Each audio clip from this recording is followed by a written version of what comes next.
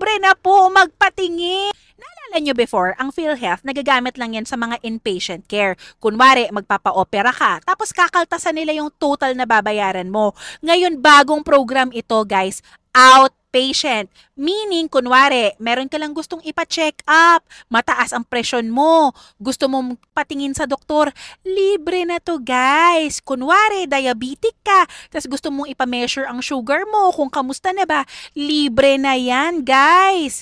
Kunwari, gusto mong magpalinis ng ngipin, libre na yan, guys. Pumastos ang gobyerno natin ng 15 billion pesos para sa project na ito to ensure na makapagbigay siya ng support para sa ating mga Pilipino para makapagpa-check up tayo para bago lumala ang mga sakit natin, ma-check na agad at maagapan. Ang PhilHealth ay naglabas na ng Yakap program kung saan libre na po magpatingin. Bago pa kayo magkasakit ay pwede kayong magpa-check up, guys.